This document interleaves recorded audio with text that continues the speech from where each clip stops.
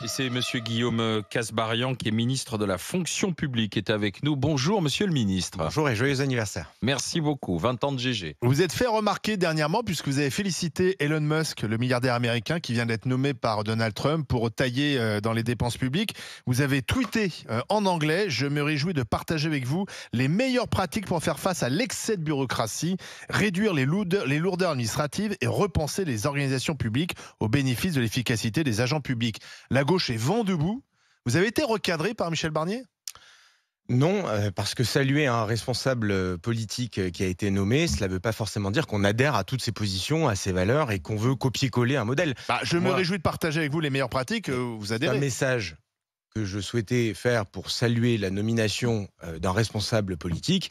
J'ai bien conscience de l'émoi que ce tweet a provoqué. Le but que j'avais, c'était pas de provoquer ou de susciter de l'émoi, mais c'était de saluer un responsable politique avec lequel je ne partage pas les mêmes valeurs, je ne suis pas dans la même idéologie, je ne suis bien évidemment pas proche idéologiquement d'Elon Musk et je ne souhaite pas copier-coller ce qui est fait aux États-Unis en France. Par contre, je pense qu'il est intéressant de regarder ce qui se passe aux États-Unis en termes de simplification administrative et regarder, parce que la France n'est pas dans un igloo toute seule, et on a besoin de regarder ce qui se fait partout dans le monde. Vous voulez réduire aussi l'excès de bureaucratie ? Débureaucratiser, bien sûr, parce que j'ai l'objectif, Réduire le les lourdeurs gouvernement a administratives ? l'objectif de débureaucratiser, simplifier à tous les étages, faciliter la vie des Français et des agents, bien évidemment. Et donc, c'est quand même intéressant de regarder ce qui se passe en dehors de notre pays pour regarder ce qui se fait. Ça ne veut pas dire qu'on va forcément copier-coller ce qui s'y fait, mais ça veut dire qu'on peut regarder utilement quelles sont les évolutions dans les différents pays qui nous entourent, parce qu'on est dans une compétition mondiale et parce qu'on a besoin de regarder ce qui se fait partout dans le monde en termes de simplification, et parce que c'est une attente aussi des Français que de simplifier leur vie et de débureaucratiser. Donc voilà, il ne faut pas y voir plus de symboles ou plus de signification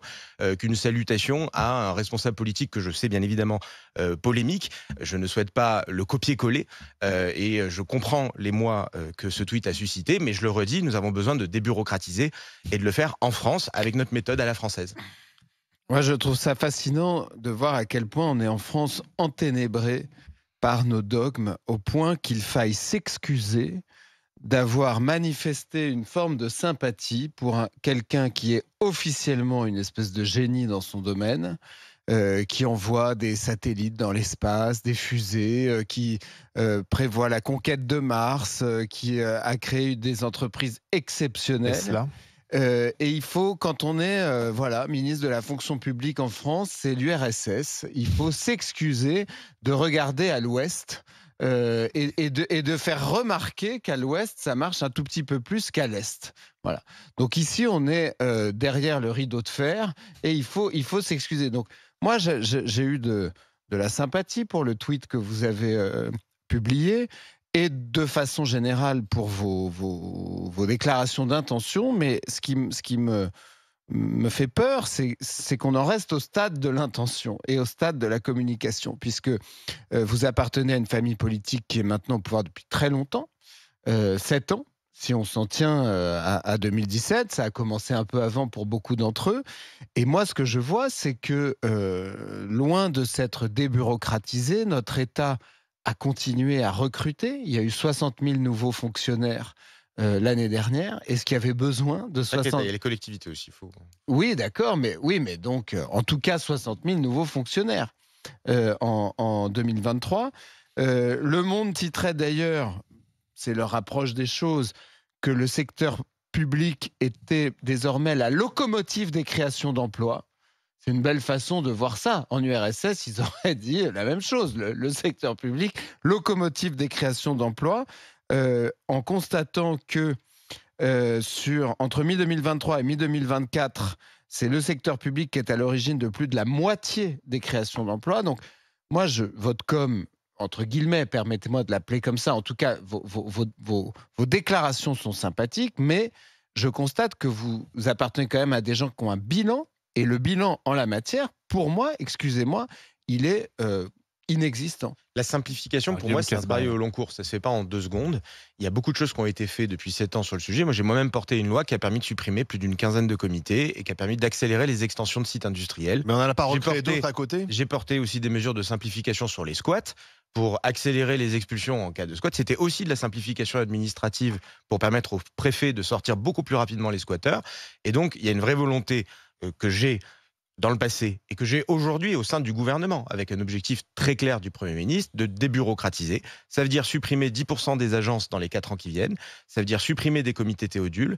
Ça veut dire porter un texte de loi de simplification que je vais présenter et que nous allons présenter à l'Assemblée nationale fin décembre et qui sera en hémicycle en janvier, sur lequel il y aura plein de mesures pour arrêter des demandes d'autorisation multiples qui embêtent les Français, parce que ce soit des agriculteurs, des chefs d'entreprise, des TPE-PME, ils ont souvent des demandes d'autorisation à faire à l'administration. des agences, c'est pas énorme. Mais il y a un phénomène, maintenant tout est géré par... Ce qui était avant géré par les services de l'État est désormais géré par des agences. Moi je suis très favorable au fait qu'on en supprime le plus possible, que ce soit des agences ou que ce soit des comités. Il faut que ce soit un peu substantiel. Supprimer ou fusionner. Il y a toujours des résistances au changement. Je veux dire, on sait très bien que quand vous avez des projets de simplification, que ce soit des suppressions d'agences, des suppressions de comités, ils se cachent toujours derrière des personnes qui soit y siègent, soit y ont une sensibilité et ne souhaitent pas le supprimer. Mais je souhaite qu'on aille le plus loin possible. Moi, je vous donne rendez-vous dans un mois. Je suis prêt à revenir pour en reparler. Quelles agences, pour vous par parler exemple de la totalité des agences. On est en train d'en discuter en interministériel. Il n'y en a pas une que vous pourriez citer? J'en ai plein et j'ai proposé une liste, mais je vous permettrai de ne pas clouer au pilori aujourd'hui un certain nombre d'agences. Mais j'ai fait des propositions en interministériel, que ce soit en termes d'agences ou que ce soit en termes de comités. Le commissariat au plan, par exemple. Ça sera traduit dans une loi qui va passer d'ici janvier à l'Assemblée nationale. Et je peux vous assurer, M. Consigny, que moi, je vais pas freiner sur le sujet. La commission de débat, ça fait combien d'économies, là, puisque vous dites... Alors, il y a deux choses. Les agences, elles emploient aujourd'hui 400 000 personnes. Et elles ont un coût qui est un peu supérieur à 70 milliards, ce qui est très important. Après, c'est 70 milliards parce qu'elles distribuent souvent de l'argent, des primes, des subventions qui vont derrière. L'ANA, par exemple, elle distribue MaPrimeRénov', et vous avez plusieurs milliards qui partent dans l'aide aux Français sur les travaux de rénovation. Donc, ça ne veut pas dire qu'elles gardent dans leur poche l'argent qu'elles ont, ça veut dire qu'elles ont des coûts de fonctionnement quand même. Et elles ont des coûts de fonctionnement, vous avez raison, Monsieur Giraud, puisque je le dis moi-même, il y a 400 000 personnes qui y travaillent. Et donc, il y a à la fois un intérêt à réduire la voilure pour avoir moins de coûts de fonctionnement, et il y a aussi toutes les lourdeurs de procédures administratives que ça génère, et sur lesquelles ça ne se chiffre pas en économie de postes, mais ça se chiffre en économie pour les entreprises, pour les personnes qui sont soumises par des comités, par des procédures administratives. Et donc, en réalité, le gain, il est probablement très fort au point de vue économique. Vous avez beaucoup de volonté, vous avez envie d'avancer là-dessus, mais comme le dit Charles, le président est un président dépensier, puisque nous sommes arrivés aujourd'hui à une dette record et à des déficits non maîtrisés. Donc comment faire confiance à celui qui a, entre guillemets, cramé la caisse, pour reprendre l'expression devenue légendaire de Valérie Pécresse, qui tout d'un coup, 7 ans après, deviendrait vertueux et même économe. Le président Macron nous a pas habitués à cette économie. Il a même créé des agences. Oui, alors il y a une suppression d'agences. Le budget l'Élysée n'a cessé d'augmenter. Il y a une réduction du nombre de comités, puisqu'on a réduit le nombre de comités et le nombre d'agences depuis 2017. Mais la commission du débat public, par exemple, qui ne sert à rien. Vous avez aujourd'hui 400 agences. Donner un gros salaire à son président. Et vous avez 300 comités, mais c'est en baisse par rapport à avant. Je ne peux pas laisser dire que ça a augmenté, c'est pas vrai. Mais la philosophie même du président... Sur les 7 ans derniers, moi je veux bien qu'on fasse le débat sur les 7 dernières années, sur l'endettement et le déficit. Il y a eu bien sûr une augmentation de l'endettement. On est en train d'augmenter les impôts pour combler ces déficits. Une part s'explique par un certain nombre de protections qui ont été mises en place tout au long des 7 dernières années, y compris pendant les crises, que ce soit la Covid, que ce soit la crise énergétique. Moi, j'ai quand même le souvenir qu'à l'époque, ou même quand il y avait la crise énergétique, on nous demandait de prendre en charge une partie du carburant parce que ça avait bien augmenté, ou qu'au niveau des boulangeries, on nous demandait de prendre en charge un certain nombre de choses sur l'électricité. Ça, c'est ponctuel. Ça a un coût. C'est ponctuel. Après, la moitié de la dette accumulée depuis 2017, elle vient du déficit des retraites. Je pense qu'il faut qu'on se le dise. Des économistes le disent aussi aujourd'hui. Donc on a une part qui est due à des crises qui se sont succédées, d'autre part à un modèle de protection et de social qui a, ces dernières années, été fortement déficitaire. Maintenant qu'on a dit ça, moi je suis engagé au sein du gouvernement pour faire un maximum, et au plus que je le peux, des économies. J'ai lancé un plan de lutte contre l'absentéisme, on va peut-être en parler tout à l'heure. Justement, je n'augmente pas le point d'indice, je ne verse pas la JPA, c'est-à-dire une prime de pouvoir d'achat cette année. Moi, de mon côté, les fonctionnaires avec moi et dans mon ministère font un effort massif de réduction de la dépense et de la voilure pour l'année prochaine. Comment vous voulez lutter? Je prends ma part aux économies qui sont demandées pour éviter justement d'augmenter les impôts. Voilà. L'absentéisme. Précisons d'ailleurs, vous prenez votre première grève dans la fonction publique, ça sera le 5 décembre prochain. Et notamment les syndicats de fonctionnaires qui ne sont pas d'accord avec vous lorsque vous parlez de l'absentéisme de la fonction publique.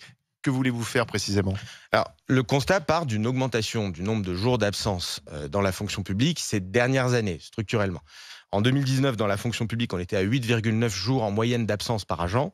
Aujourd'hui, on est à 12 jours en 2023, moyenne d'absence par agent. Donc on a eu 3 jours en moyenne de plus par agent d'absence entre 2019 et 2023. Donc c'est hors effet Covid, puisque je prends les derniers chiffres de 2023. Et dans le privé, il y a eu une augmentation, mais qui est plus faible. On est passé de 8,4 à 10,3. Donc ça veut dire qu'entre le privé et le public, vous avez aujourd'hui 1,7 jours en moyenne d'écart entre le privé et le public. Et si je somme le nombre de jours d'absence, on était à 45 millions de jours d'absence dans la fonction publique en 2019. Et aujourd'hui, on est à 62 millions de jours d'absence dans la fonction publique. Comment ça s'explique? Donc, il y a eu un petit mieux, d'ailleurs, une amélioration par rapport à l'année dernière, mais structurellement, quand on le compare à la période d'avant Covid, on a une augmentation qui est importante. Ça veut dire que l'absence dans la fonction publique, ça nous coûte à chaque Français 1 jour par an. Ça veut dire qu'en tout cas, il faut lancer un plan de réduction de l'absence pour maladie dans la fonction publique, ce que j'ai lancé, avec à la fois des mesures de baisse de prise en charge, donc c'est 3 jours de carence pour se rapprocher au plus du modèle un peu privé, et une baisse de prise en charge de 100% à 90% au-delà du 4e jour. Et ça veut dire aussi des mesures d'amélioration des conditions de travail, de débureaucratisation pour les agents, de protection fonctionnelle quand ils sont agressés, c'est-à-dire tout un plan global qui vise à améliorer les conditions de travail pour qu'on réduise le nombre de jours d'absence. Parce que plus il y a de l'absence, plus ça coûte de l'argent public. Sait pourquoi il y a donc plus ça permet de faire d'absence des économies. Pourquoi il y a plus d'absence dans le public que dans le privé? Alors, ça n'est pas l'effet Covid, puisque comme je vous le disais, quand je compare les derniers chiffres 2023 versus 2019, il y a une augmentation significative. Et après, vous avez des disparités au sein de la fonction publique. C'est-à-dire que la fonction publique d'État, on reste aux alentours de 8,4 à 9,3 en réalité, en fonction des enseignants ou la fonction publique d'État. Par contre, dans la territoriale, il y a un dérapage. Dans la territoriale, on a 14,7 jours moyenne d'absence dans la territoriale et 14 dans l'hospitalière. Donc, on est en train de chercher et il y a des collectivités où c'est beaucoup plus. Donc, quand je regarde les collectivités, Paris, l'année dernière, je crois qu'on était à peu près à 39 jours moyenne d'absence par agent. Présence. C'était 39 jours de présence. Non, il y a moins de présence que d'absence. Donc, tais-toi, Charles. vous avez de la disparité. 39 jours d'absence de moyenne à la mairie de Paris, c'est une moyenne. Et là, on est en dehors des arrêts maladie et tout ça. On parle bien d'absence non justifiée. Non, absence maladie. Arrêt maladie. Et pas que. Pas que. C'est arrêt maladie. Et pas que, parce que la mairie a aussi accordé des congés qui sont tous pris. C'est les congés spéciaux. Ça, c'est au-delà. Ça, c'est en dehors des 39. Et 39 pour arrêt maladie. Donc on ne doit pas être très loin de l'analyse de Charles. Après, pourquoi est-on plus malade dans le public que dans le privé? Est-ce qu'il n'y a pas aussi une question de management? Peut-être que dans le public, on se dit si je suis pas là, ça changera pas grand-chose parce que les collègues feront mon boulot ou le boulot que je fais. On en a marre du chef. Alors que dans le privé, où on est à flux tendu parce que forcément il y a un besoin de rendement plus fort, si on n'est pas là, forcément, ça a des conséquences pour le travail de tout le monde. Il peut bien sûr y avoir des questions managériales, il peut y avoir des questions de conditions de travail, et puis il peut y avoir une hétérogénéité en fonction des administrations dont on parle. Moi, je voudrais le redis quand même. Je le redis quand même. Moi, je n'ai aucune intention de faire du fonctionnaire bashing. Il y a de grosses disparités en fonction des administrations, des services, de la territoriale, de l'État. Quand même, la territoriale, il y a un problème. Par contre, il faut qu'on comprenne, secteur par secteur, administration par administration, pourquoi est-ce qu'il y a un tel nombre d'absences et le réduire. Et c'est tout le sens du plan que j'ai présenté, avec à la fois des mesures égalitaires pour tout le monde de responsabilité et de baisse de prise en charge des arrêts maladie, pour se rapprocher au plus du privé pour qu'il y ait un maximum d'égalité, et d'autre part des mesures d'accompagnement sur les conditions de travail et sur la simplification administrative qui peut peiner. J'étais en visite dans un hôpital la semaine dernière à Poissy. J'ai posé la question à des infirmières en diabétologie à Poissy. Qu'est-ce qu'on pourrait faire pour améliorer les conditions de travail? Première réponse, la débureaucratisation. On a trop de papiers à faire. Oui. Dès qu'on arrive, on a des patients où on est obligé tous les matins de refaire les papiers alors que ce sont des gens qui reviennent tous les jours pour se faire soigner. On a trop de paperasse et ça nous empêche du coup de faire bien notre travail puisqu'on passe moins de temps avec les patients et plus de temps à faire de la bureaucratie et des papiers. C'est typiquement des choses qui peuvent agacer les services, démotiver, peser sur les agents. Et c'est pour ça que je pense qu'il faut continuer à débureaucratiser pour les agents en priorité. D'accord avec ça, Joël? Je suis d'accord pour débureaucratiser, faire des économies. Ça, je suis d'accord. Là où je suis moins d'accord, c'est plutôt sur le fait que vous ne me proposez pas d'horizon. C'est-à-dire que je comprends que vous voulez supprimer des ARS, des agences, des comités, etc. Mais quel est l'horizon? C'est-à-dire à horizon, c'est-à-dire dans un an. Combien il doit nous rester d'agences dans 2 ans, combien il doit nous rester d'administration sur tel secteur. Je voudrais avoir des choses concrètes plutôt que des petits calculs par-ci, par-là. Et la deuxième chose que je vous reproche, c'est de faire partie d'un gouvernement de 41 ministres. Moi, quand j'entends 41 ministres, je sais que la volonté de simplification n'est pas là, ou en tout cas, elle ne sera pas à la hauteur des ambitions, parce que 41 ministres, ça veut dire encore que dans la psychologie de l'État français, je dois encore m'occuper de tout et de tout et de tout. Donc, ce que j'attends, c'est que, on nous fasse plus confiance, c'est-à-dire que l'État se dise, écoutez, moi, je peux me désengager de tel secteur, de tel secteur. Du coup, peut-être que 20 ministres, pourquoi pas 15, si on veut arriver jusqu'aux États-Unis, pourquoi pas 15, ce sera amplement suffisant parce que tout le reste, les citoyens sont assez responsables, en tout cas, ou le secteur privé, j'en sais rien, pour s'en occuper. J'attends une vraie philosophie plutôt que des calculs tels que je vous entends les faire. Ça me rassure pas, en fait. Alors pour répondre à Mme Dago, donc je comprends votre question. Sur l'horizon et l'objectif philosophique, c'est effectivement de faire confiance aux citoyens, faire confiance aux Français. C'est ça le sens de la débureaucratisation, c'est-à-dire qu'il faut que l'État, les collectivités, les autorités publiques s'occupent le moins possible de vous demander du matin au soir des demandes d'autorisation, des paperasses, et ne viennent pas vous suradministrer, et que vous passiez le moins de temps possible à rendre compte à l'administration et à être dans des procédures administratives. C'est ça l'objectif. Ensuite, vous avez raison de dire qu'il faut le chiffrer. Je vous l'ai dit tout à l'heure, l'objectif sur les agences, c'est 10% d'agences en moins dans les 4 ans qui viennent. Donc ça, c'est un objectif chiffré. Et moi, j'ai plusieurs, sur les comités par exemple, j'ai plusieurs dizaines de comités que je souhaite supprimer. Et en janvier, nous proposerons ces suppressions de plusieurs dizaines de comités qui seront supprimés. Et dernier point pour répondre à votre question sur le nombre de ministres, j'entends votre remarque. Moi, ce que j'essaie de faire à mon niveau, puisque je suis responsable d'un budget, d'un ministère, c'est de réduire la voilure dans mon propre ministère pour montrer l'exemple. Donc l'année prochaine, le budget du ministère que je gère, budget intrinsèque, baisse de 28%. Il n'y a aucun autre ministère qui baisse autant en pourcentage, mais j'ai 400 millions d'euros qui sont restitués demain parce que j'ai décidé de couper un certain nombre de dépenses dans mon propre ministère. Je ne suis pas allé non plus au recrutement maximal de collaborateurs que j'avais la possibilité de recruter parce que je souhaite moi aussi montrer l'exemple. Donc je fais le maximum pour limiter les recrutements, pour limiter la masse de dépenses et moi-même montrer l'exemple dans mon propre ministère. 3 000 milliards de dettes, monsieur le ministre. J'ai conscience de l'attente que vous avez. Votre projet, je suis désolée, mais il n'est pas d'ampleur avec 3 000 milliards de dettes. Vous entendez 10% des agences. Comment 10% des agences peuvent me donner un espoir sur le fait qu'un jour, nous puissions, diminuer cette dette et que nous passions dans un état de prospérité, c'est-à-dire un état qui ne va pas me demander 7 jours, de travailler 7 jours en plus gratuitement tous les ans. Qu'est-ce que vous en pensez de cette proposition de Gérard Larcher, président du Sénat, qui reprend d'ailleurs une proposition d'Antoine Armand, le ministre de l'économie, à savoir 7 heures de travail supplémentaires par an, sans rémunération, donc une nouvelle journée travaillée, mais non rémunérée, comme celle qui existe depuis 2004 ? Écoutez, en tout cas, moi je laisse les propositions se faire dans le cadre du débat parlementaire, et je trouve bien que les parlementaires essayent de trouver des solutions pour réduire le déficit et éviter un accroissement de la dette.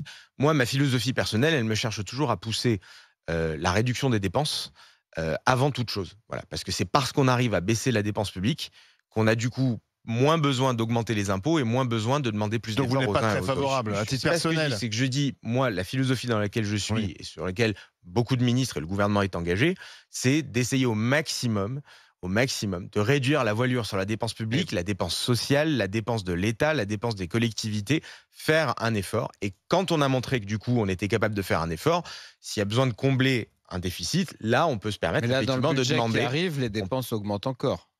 On a quand même 40 milliards d'efforts sur les dépenses qui diminuent. Il y a les collectivités. Il y a encore un budget qui est déficitaire. Les dépenses de l'État continuent d'augmenter. Non, elles augmentent moins que l'année dernière, mais elles continuent d'augmenter. Moi, j'ai 2 milliards d'économies sur les dépenses d'État qui sont proposées l'année prochaine. Donc, moi, de mon côté, entre le fait de geler... Oui, mais derrière, on va augmenter. Entre le fait de geler... Derrière, on continue à embaucher des fonctionnaires dans la justice... Dans la police, il en faut bien. Là, dans l'armée, il y a des endroits où il en faut plus. Il y a des réductions de postes d'ailleurs qui sont prévues, puisque vous le savez, au niveau de l'éducation nationale, il y a 4000 postes qui ne seront pas renouvelés l'année prochaine. De la même manière qu'à la DGFiP, chez M. Antoine Armand et M. Laurent Saint-Martin, vous avez là aussi une réduction de postes qui sont prévus l'année prochaine. Oui, mais dans les collectivités, on leur demande un effort financier. Est-ce que c'est pas ça, M. Casbarian, le vrai dossier ? J'ai une toute petite question au cœur de votre portefeuille de la fonction publique. Est-ce que vous êtes pour la semaine de 4 jours? Ça dépend des administrations. Il y en a où c'est difficile à mettre en place dans la fonction publique. Vous avez par exemple... Mais donc vous êtes pour ou contre la semaine de 4 jours? Moi je suis pour plus de liberté, en tout cas pour que les administrations puissent organiser leur temps de travail. Donc je ne suis pas hostile au fait que quand ça correspond au fonctionnement, ils puissent s'organiser. Mais les retours que j'ai, c'est que dans beaucoup d'administrations, c'est compliqué à mettre en œuvre. d'une part parce que ça peut rallonger des journées et surcharger beaucoup les effectifs les journées où ils sont mobilisés, ou parce que ça ne correspond pas à l'organisation du temps de travail de l'organisation. Moi, j'ai pas un mot de Monsieur Consigny. Moi, je suis partisan de la liberté. C'est décevant comme réponse, Mais- excusez-moi. Non, mais Monsieur Consigny, vous êtes attaché à la liberté. Moi J'avais aussi. l'impression que vous étiez un peu courageux vis-à-vis d'une fonction publique qui demande toujours de travailler moins. C'est votre gouvernement, le précédent, les macronistes, qui ont expérimenté la semaine de 4 jours. Moi, je trouve que c'est une Alors, hérésie. c'est en 4 jours. Dans un pays, oui, c'est en 4 jours, donc vous augmentez le temps. bien 5 sûr. jours en 4 jours. Oui, oui, Mais- on va vérifier, on Monsieur verra Consigny. si on vraiment ce temps. Écoutez, franchement, dans un pays où on ne peut pas joindre une administration par téléphone, aucune, on ne peut jamais tomber sur une personne humaine quand on l'appelle, j'en parle comme avocat, le service public de la justice. Avant d'avoir quelqu'un au téléphone, il faut s'accrocher. Et avant d'avoir quelqu'un en physique, il faut s'accrocher aussi parce que les temps d'ouverture des guichets, etc., sont extrêmement réduits. Et donc, quand j'ai vu arriver de la part des macronistes, soi-disant libéraux, la semaine de 4 jours, les bras m'en sont tombés. Et j'espérais que vous fussiez contre. Et malheureusement, vous êtes un peu dans le même bateau que les autres. Donc je crains de rejoindre ma camarade Dagosséry. Je pense qu'on est très loin. En Monsieur réalité, Consigny. vous n'allez pas du tout Monsieur au Consigny. bout des intentions que Monsieur vous Consigny, manifestez. faut pas faire croire que la semaine en 4 jours, c'est vous faites la même chose. Mais, si. Mais non, c'est pas ça la semaine en 4 jours. C'est le fait de que dire vendredi, que quand même, les plus 4 vraiment jours, travailler. vous bossez avec des amplitudes horaires qui sont plus importantes pour couvrir le travail que vous faites en une semaine. C'est Je ça le n'y crois principe. pas. Et vous êtes attaché à la liberté, moi aussi, Monsieur Consigny. Je suis attaché au il y a- travail. moi, je suis attaché avant toute chose, et c'est ma première valeur, à la liberté. Et donc, quand il y a des administrations, des services, des ministères, des collectivités qui disent chez nous, ça peut fonctionner, je vois pas pourquoi moi j'irais leur Oui, dire mais il c'est est vrai que- interdit de l'organiser comme ça. Et qu'à l'inverse, quand certaines me disent ça correspond On pas aura du les tout aux fonctionnaires besoins, à 4 jours ça par fonctionne semaine et pas, le privé à 5 que je jours leur par empêche semaine. de le faire. Si Et vous on êtes aura attaché à toujours la autant liberté, d'impôts. vous devriez donner Didier plus de liberté Deschamps. managériale On aux a- différentes administrations, Monsieur S'il vous Consigny. plaît. Didier, Moi, vas-y, je on va au 32-16 je ensuite. m'étonnais, on a un peu glissé sur autre chose, mais je m'étonnais du glissement qu'il peut y avoir. J'aimerais avoir votre sentiment. Si vous deviez être un Elon Musk à la française, est-ce qu'à un moment donné, il ne faudrait pas qu'on recadre qu'est-ce qu'est de la fonction publique d'État et qu'est-ce qui est de la territoriale? Parce que moi, ce que je constate en dehors des 4 jours d'ouverture qui sont des fois 2 jours et demi, voire 3, c'est qu'il y a de plus en plus de missions de l'État qui vont vers la fonction publique, qui donc territoriale, qui donc embauche pour assumer ses missions, et vice-versa. Et à un moment donné, est-ce que notre problème aujourd'hui, il n'est pas dans la redéfinition de qu'est-ce qui est du ressort de la Il fait fonction quoi publique territoriale et de la fonction publique d'État, parce qu'on a quand même le sentiment que le glissement des missions, c'est toujours des Giraud. fonctionnaires en plus et des charges en plus. La question que vous posez, elle vaut aussi au sein même de la fonction publique territoriale, parce que vous avez plusieurs couches. Oui. Vous avez plusieurs couches administratives et les compétences parfois sont mêlées et entremêlées. Vous le voyez bien Donc, d'ailleurs il y a quand des vous doublons. regardez.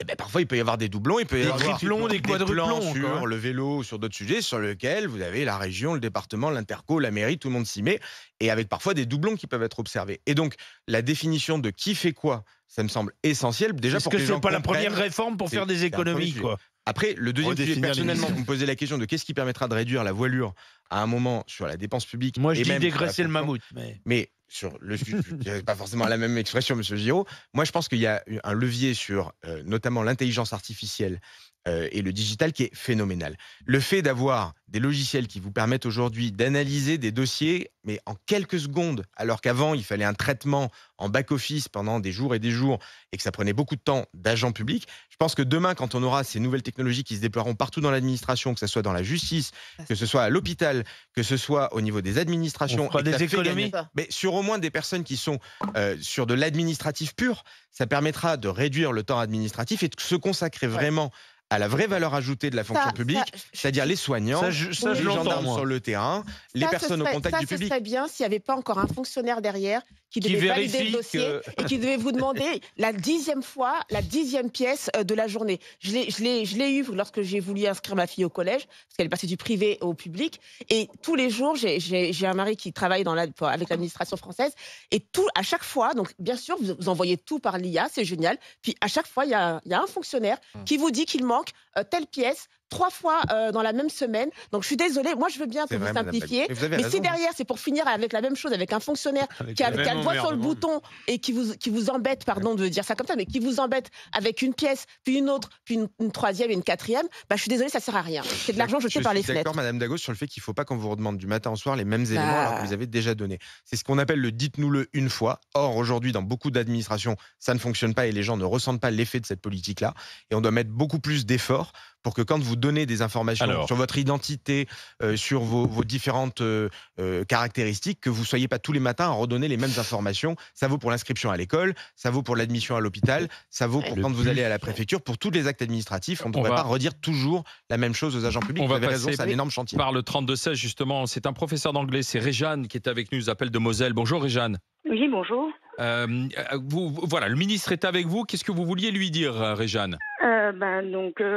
Pour commencer, en fait, la question que je me pose depuis qu'il a fait ses annonces, c'est en tant que ministre de la fonction publique, on pouvait s'attendre à ce qu'il défende les fonctionnaires.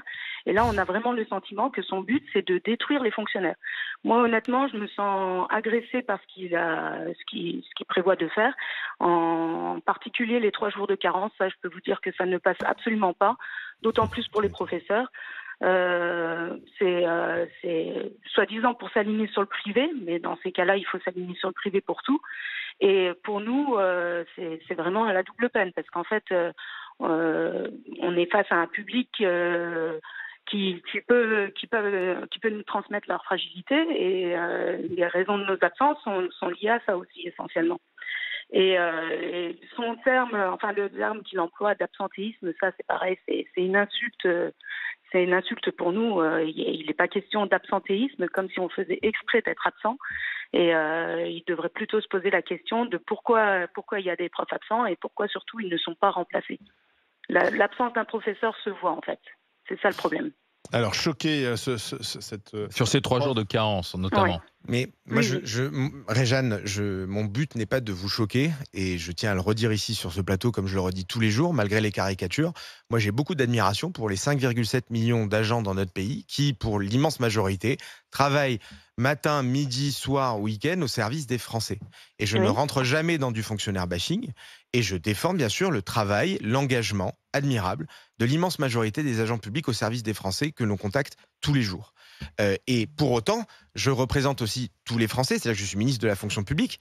Bien sûr que je m'occupe des fonctionnaires et j'essaye de viser l'intérêt général pour tous les Français. Et il se trouve que quand j'ai un problème qui tombe, comme par exemple celui des absences pour arrêt maladie qui, depuis ces dernières années, a significativement augmenté, mon rôle de ministre, ce n'est pas de mettre le sujet sous le tapis parce que j'ai peur d'aborder des réformes ou parce que j'ai peur de dire la vérité, mais parce que je souhaite résoudre le problème. Mais ce qu'elle dit, c'est Et vous ce que je tiendrez le bon fais- sur les 3 jours de carence? Mais bien sûr que je tiendrai bon. Et ça sera une mesure qui sera présentée dans le cadre du projet de loi de D'accord. finances aux sénateurs, qui sera soumise au vote, et sur lequel nous tiendrons bon, et le gouvernement, bien évidemment, tient bon. Mais Réjeanne, vraiment, je vous assure, le but n'est pas du tout de stigmatiser quiconque. Moi, je reconnais votre engagement, mais reconnaissons aussi que les absences pour arrêt maladie ces dernières années ont significativement augmenté. Alors vous êtes professeur et c'est vrai que chez les enseignants, c'est moins le cas par exemple que dans la territoriale Alors. ou à l'hôpital. Et je comprends que vous contestiez ou que vous ne soyez pas contente de ces annonces. Réjeanne. Mais mon rôle de ministre, c'est d'essayer de faire le maximum pour l'intérêt général et de résoudre un problème quand il m'est posé. Sinon, je ne fais pas mon boulot de ministre. Réjeanne, si vous le permettez, du Var, de la Moselle, on va aller dans le Var. C'est Frédéric qui est pompier. Bonjour Frédéric. Oui, bonjour à tous. Bonjour, Allez-y. monsieur le ministre. Question Bonjour. directe au ministre, allez-y. Oui, donc, comme vous l'avez énoncé, je suis sapeur-pompier dans le Var. Donc, agent titulaire de la fonction publique territoriale. Je représente personne. On est 43 000 sapeurs-pompiers professionnels à peu près en France et aux alentours de 13 000 militaires. Il faut savoir que dans notre salaire, un tiers est composé de primes. J'entends par la prime de spécialité, prime de responsabilité, nouvelle bonification indiciaire, prime de feu, primes sur lesquelles on paye des cotisations toutes les années, sur lesquelles on paye des impôts. Or, ces primes-là, eh bien, lors de la retraite, elles disparaissent. Même si on a payé des cotisations sur cette grande partie d'argent qui nous permet de vivre. Alors, j'ai l'impression qu'elle stigmatise un peu la fonction publique territoriale. Les 3 jours de carence, j'entends. J'ai l'impression que monsieur le ministre tend à aligner le régime des fonctionnaires sur celui du privé.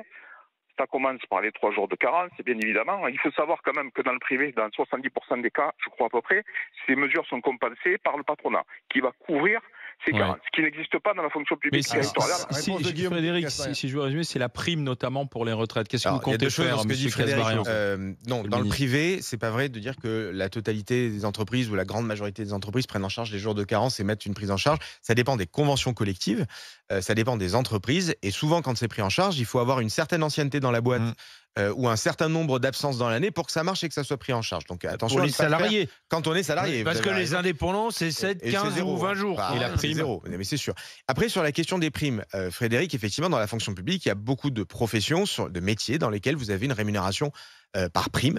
Et j'entends votre question sur la prise en charge pour la retraite, mais néanmoins, attention, parce que dans le public, vous avez une prise en charge du calcul sur les retraites qui est très proche de l'âge de la retraite. C'est-à-dire vous êtes sur les 6 mois. Ce n'est pas le cas dans le privé. Voilà, dans le privé, vous êtes sur plusieurs années 25. avant la retraite. Ouais. Et donc, vous avez des salaires qui sont globalement plus bas il y a 20 ans que quand vous arrivez à l'âge de départ de la retraite. Donc, attention à cet argument-là d'aligner privé-public sur les retraites, parce que si on aligne tout, si on aligne par exemple sur la question du nombre d'années de prise en charge, enfin de calcul avant l'âge de retraite, ça peut parfois être au désavantage des fonctionnaires si jamais on aligne Oui. public-privé. Après, c'est un débat que vous ouvrez. Je suis pas hostile au fait d'avoir ce débat-là, On mais aligne attention, le je suis pas public sûr sur que le ça tombe privé, du bon le côté de la public ne va pas pièce. forcément sortir gagnant. Mais justement, pour aller au-delà, est-ce qu'il n'est pas temps de supprimer le statut de fonctionnaire ? Non, supprimer purement et simplement le statut de fonctionnaire, je pense que ça serait une erreur parce qu'il y a des fonctionnaires, parce que ne serait-ce que pour des métiers régaliens, on a besoin d'avoir Alors, un le statut limiter Voilà, aux métiers limiter. régaliens. sur lequel vous C'est avez Alors, la le- Mais police, la l'État doit gendarmerie. revenir aux régaliens. Alors, vous avez Est-ce qu'on doit limiter le statut de fonctionnaire aux régaliens ? Non, en tout cas, qu'on fasse évoluer le statut de la fonction publique, moi j'y suis favorable. J'ai même proposé au syndicat, il y a 2 semaines, que dans l'agenda social de discussion, on puisse discuter de plein de choses sur le statut pour l'ouvrir et pour le faire évoluer. C'est notamment le cas du licenciement pour insuffisance, le fait de se dire dans la carrière, à un moment, si on a de l'insuffisance, qu'on fasse évoluer les choses. Moi, je pense qu'il faut qu'on discute de ce sujet-là. La rémunération en fonction de l'engagement, du mérite, Pas du seulement travail, l'ancienneté. c'est quelque chose qui, moi, me semble intéressant. Donc, dans l'agenda social, moi, je souhaite qu'on puisse aborder l'évolution des grilles, C'est des l'évolution sujets de la tabous, hein. rémunération, l'évolution de la Personne n'y gestion de arrive. carrière. Mais oui, mais c'est tabou. Mais sauf que si tout Tous est les tabou sujets sont tabous. et que Ah oui. tout est tabou, c'est-à-dire Ah qu'à un oui, moment, mais- si moi je commence à intérioriser le fait que tout est tabou, on Ah fait non, mais plus vous rien. êtes sans doute plein de Bon. bonne volonté, Donc, mais bon. Moi, c'est pas parce qu'il y a un sujet qui est tabou sur le fait que ça gueule ou que les gens sont pas contents que derrière je vais dire on va mettre le sujet sous le tapis. Donc bien sûr qu'il y a une Mais attente un et peu vous venez de fait le sur dire les vous-même agences. sur le sujet. Je vous dis qu'il faut faire évoluer les choses. Bien sûr qu'il faut faire évoluer les choses pour mieux valoriser les carrières des agents et faire évoluer le statut dans certains cas. Moi, j'y suis favorable et Et on rendre va le plus discuter en attractif. pleine concertation avec les syndicats. Dernière question. De toute façon, vous ne pourrez strictement rien faire, monsieur le ministre, puisque Jean-Luc Mélenchon a prédit la chute du gouvernement Barnier mi-décembre. Je suis pas. Peut-être que M. Mélenchon et Mme Irma, j'en sais rien. Il a peut-être une boule de cristal. Moi, je ne sais pas ce qui va se passer dans les semaines, dans les mois qui viennent. Ce que je fais, en tout cas, c'est à l'instant T, tant que je suis Oui, mais dans mon quand le poste, budget va je revenir, fais mon 49.3, maximum. motion de censure, boum, terminé. À la Est-ce place que où vous, je est-ce suis. que vous À la vivez place comme où un je suis. ministre en sursis en disant si je tiens 2-3 Attendez. semaines, je suis content. Boum, terminé. Chaque jour, on sait que ça peut être le dernier. Bon. Voilà. Donc chaque jour, le matin quand je Comme me lève, disait je me dis pas. Corneille. Et je me dis pas, mon Dieu, c'est terrible, c'est Si. potentiellement le dernier jour où je suis ministre. Je me dis, qu'est-ce que je peux faire de plus aujourd'hui pour maximiser j'ai pas mon fait travail hier. et bouger Très les bien. choses et réformer et Merci. transformer. C'est Donc, le ça, premier la jour du question reste que de je me votre vie pose. de ministre, en fait. Merci, monsieur le ministre Merci à vous. Casbarian. Merci d'avoir été dans les JG.